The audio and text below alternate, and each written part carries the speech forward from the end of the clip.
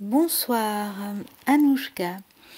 Je souhaite apporter ma contribution à la réflexion autour de la question des flammes jumelles avec une réflexion sur la question des différents aspects karmiques de la flamme jumelle. Je suis thérapeute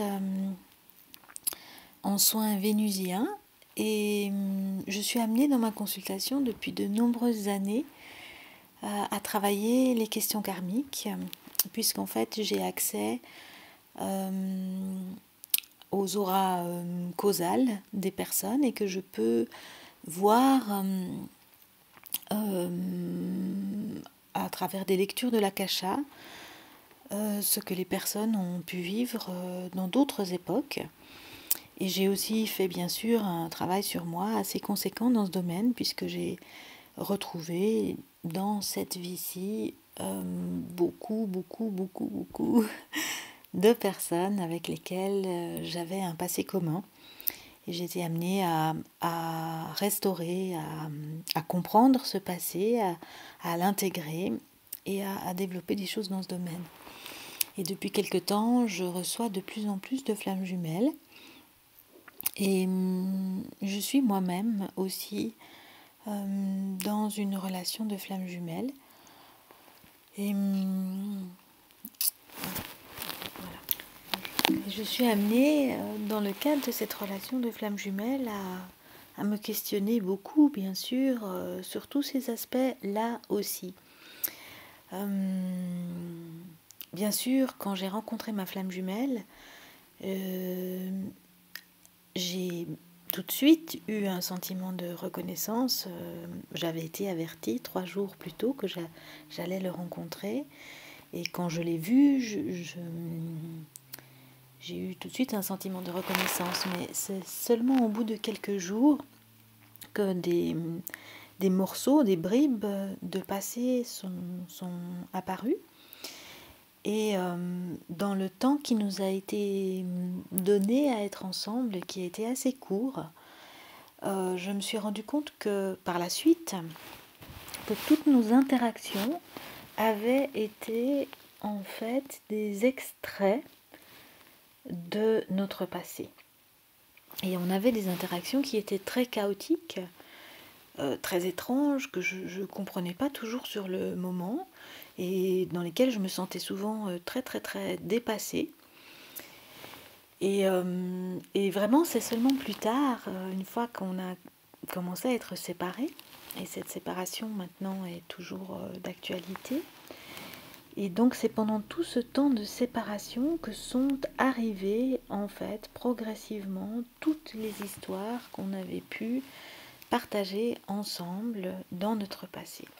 Alors il y avait bien sûr de très belles histoires, dans toutes les histoires, quasiment toutes les histoires, il y avait, nous étions un couple, et c'est comme ça que j'ai compris aussi que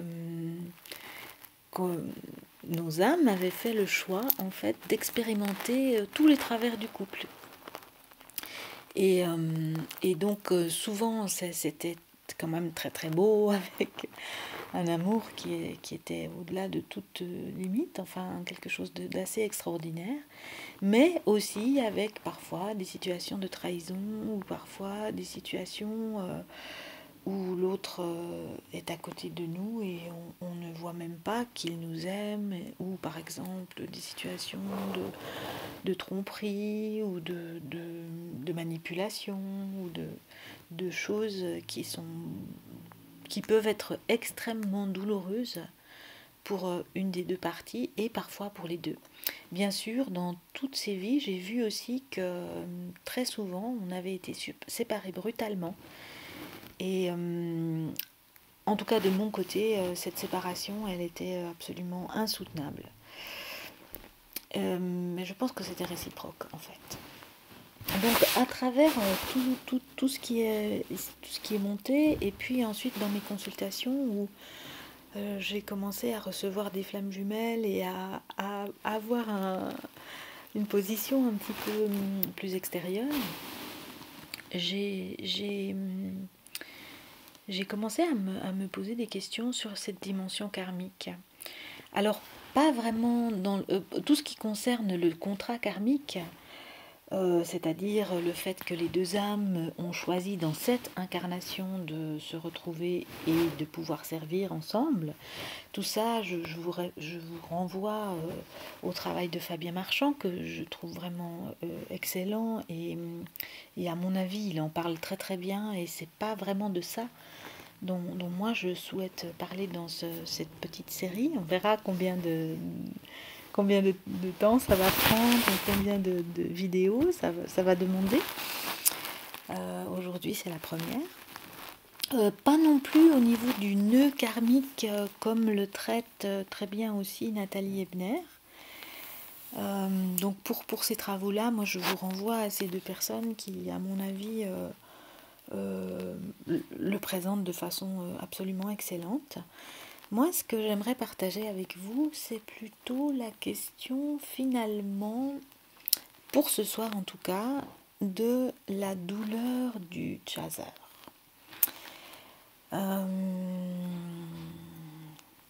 Très souvent, les chasers qui n'ont pas encore retrouvé leur flamme jumelle témoignent de cette douleur d'un runner finalement qui n'est pas très agréable, qui les met à distance, qui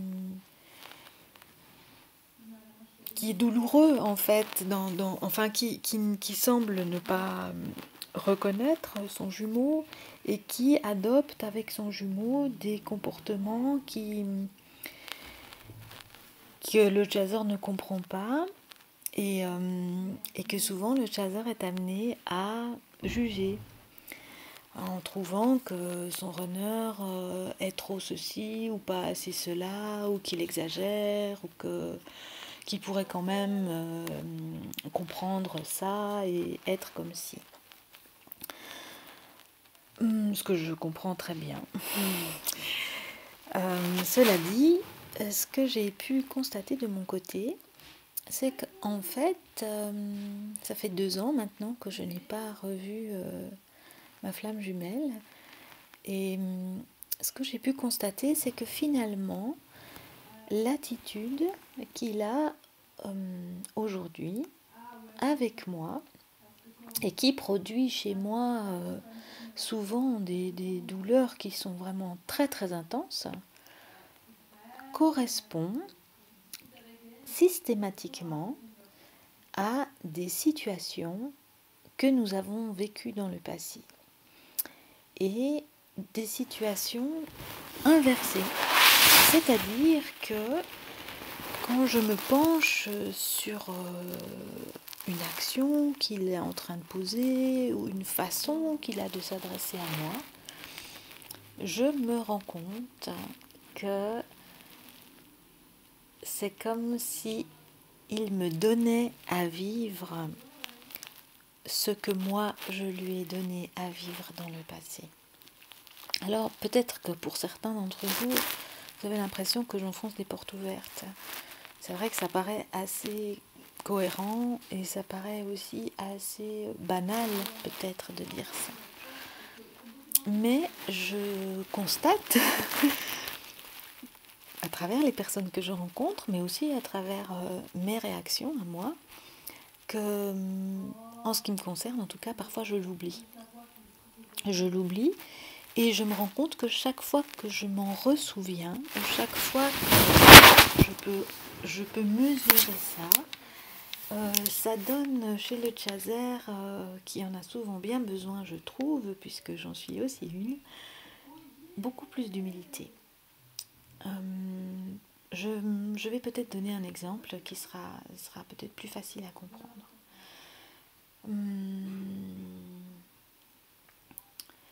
Dans un parcours de mon passé, j'ai été amenée à un moment donné, dans un rôle d'homme d'ailleurs, à être dans une situation où je n'avais vraiment pas d'amour pour moi.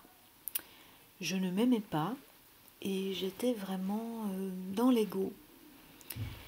Et, et donc, j'avais une épouse magnifique qui était ma flamme jumelle. Et je ne me sentais pas digne de cette personne. Je me sentais indigne d'elle et j'étais dans l'ego et donc j'étais aussi dans le jugement. Et donc, au lieu d'honorer cette femme qui était auprès de moi, j'avais bien sûr la possibilité avec elle de travailler. On a toujours travaillé ensemble, hein. Donc là, on travaillait très très bien ensemble. Et, sur ce plan-là, on était un couple qui fonctionnait très très bien. Mais sur le plan de la sexualité et de la relation, on va me dire amoureuse, mais c'était vraiment pas de l'amour, je l'ai trompé avec une autre personne. Je l'ai trompé avec une femme qui était aussi dans un ego, mais dans un ego inversé, et qui ne s'aimait pas.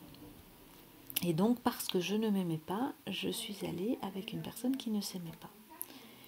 Et ça a créé chez ma flamme jumelle une douleur, mais vraiment intense, parce que elle était à ce moment-là une femme vraiment magnifique, humaine, chaleureuse, intelligente, belle. Elle avait vraiment toutes les qualités et elle ne comprenait pas pourquoi l'homme qu'elle aimait et que j'étais à ce moment-là la délaissait pour une personne qui était dans l'ego et qui ne s'aimait pas. Et qu'est-ce que je constate aujourd'hui ? Je constate aujourd'hui que ma flamme jumelle est avec une personne du même type.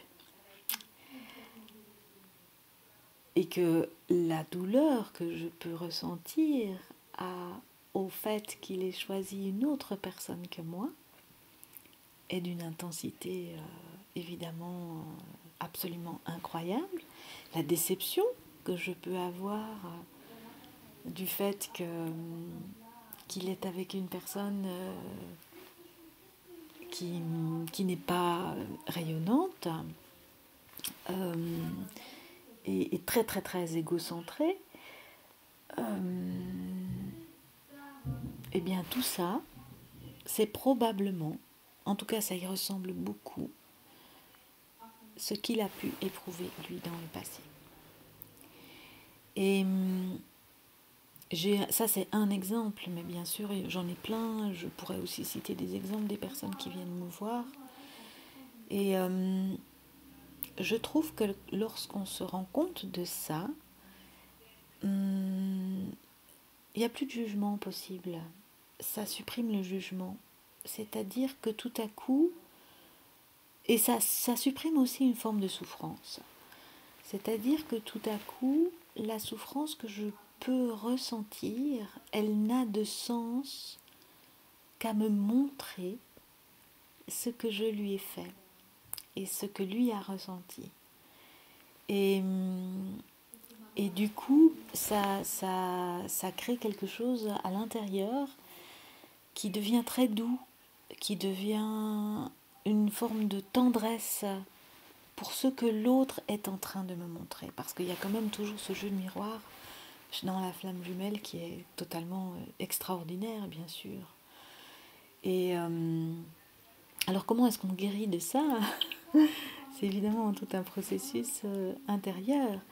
Mais ce dont je voulais parler ce soir, c'est déjà de mettre ça en lumière. Ça veut dire par exemple que si votre flamme jumelle est actuellement en train de faire quelque chose qui est douloureux pour vous, il est bien possible, et vraiment je l'ai constaté et j'ai pu le constater assez systématiquement, et les situations changent, hein, puisqu'on est quand même dans un temps où les choses vont très très vite et où les choses bougent, mais il est bien probable que cette douleur que vous ressentez aujourd'hui correspond à la douleur que vous avez infligée à l'autre. Et infliger à l'autre, c'est pas tout à fait juste non plus, puisqu'en fait, ce sont des choix d'âme et on a tous les deux choisi de vivre ça, hein, bien sûr. Mais voilà, je trouve ça précieux. Je trouve précieux de regarder les choses de cette façon et de pouvoir ouvrir finalement, en fait, quel est le but des flammes jumelles? Le but des flammes jumelles, c'est toujours le même.